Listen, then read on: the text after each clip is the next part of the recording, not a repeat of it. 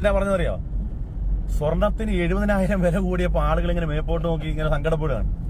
5 പെണ്ണാണല്ലോ ഇങ്ങനെ കെട്ടിക്കുന്നത്. നിങ്ങൾക്ക് ഒരു ബാധ്യതയില്ല പെൺകുട്ടികൾക്ക് സ്വർണം കൊടുക്കുന്നതിനകത്ത്. ഒരു ബാധ്യത നിങ്ങളുടെ മേൽ ഇസ്ലാം കൽപ്പിച്ചിട്ടില്ല. പെൺകുട്ടിക്ക് സ്വർണം കൊടുത്തിട്ടേ നിങ്ങൾ അങ്ങോട്ട് വിടാവുള്ളൂ. സത്യത്തിൽ ഭയപ്പെടേണ്ട, സ്വർണം വില കൂടുന്നതനുസരിച്ച് ഏറ്റവും കൂടുതൽ ഭയപ്പെടേണ്ടത് ഇസ്ലാമിന്റെ നിയമം ഉൾക്കൊള്ളുന്നവരാണെങ്കിൽ ആൺകുട്ടികളാണ് ഭയപ്പെടേണ്ടത്.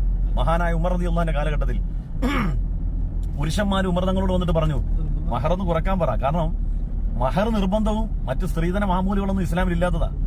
അപ്പൊ ഉമർ റളിയല്ലാഹു സ്ത്രീകളോട് വന്നിട്ട് പറഞ്ഞു, നിങ്ങൾ മഹറിൽ ഒന്ന് കുറച്ച് ചുരുക്കണം, ഒന്ന് കുറക്കണം, ഒരുപാട് പേര് വിവാഹം കഴിക്കാനുണ്ടെന്ന് പറഞ്ഞു. പക്ഷെ നമ്മുടെ ഇന്നത്തെ വ്യവസ്ഥയിൽ അങ്ങനെയല്ല. ഇന്ന് സ്വർണ്ണ വില കൂടുമ്പം 5ഉം 6ഉം പെൺകുട്ടികളുള്ളവർ നെഞ്ചത്തടിക്കുകയാണ്. നമുക്കൊന്നും ഒരു പ്രശ്നം, എനിക്ക് 2 പെൺകുട്ടിയാണ്, സന്തോഷമുള്ളു.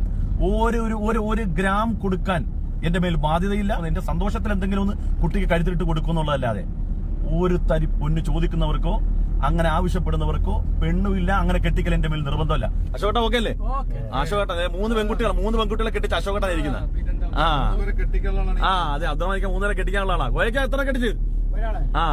നമ്മളെക്കാട്ടും പേടി നാട്ടുകാർക്കല്ലേ? നമുക്ക് ഒരു പെൺകുട്ടി 2 പെൺകുട്ടി നമ്മളെക്കാട്ടും പേര് ചോദിക്കുന്നവരും പറയുന്നവരും അയൽവാസിയും ബന്ധുക്കാരും അവർക്കാണ് ഏറ്റവും കൂടുതൽ. ഈ 3 പെൺകുട്ടിയായി 4ാമത്തെ പ്രസവിച്ചു കഴിഞ്ഞാൽ നമ്മളെ നോക്കി എന്തിനാണ് സങ്കടപ്പെടുന്നത്? ഞങ്ങളെ നോക്കി സങ്കടപ്പെടുന്നത് മക്കളെ പടച്ചോന്നുണ്ടെങ്കിൽ കെട്ടിക്കാനും ഞങ്ങൾക്കറിയാം. എന്തിനാ നാട്ടുകാരെ സങ്കടപ്പെടുന്നത്? എന്തിനാ? ഏറ്റവും ഐശ്വര്യം പെൺകുട്ടികളാണ്, അല്ലേ? അല്ലേ അശോകേട്ടാ? 110%.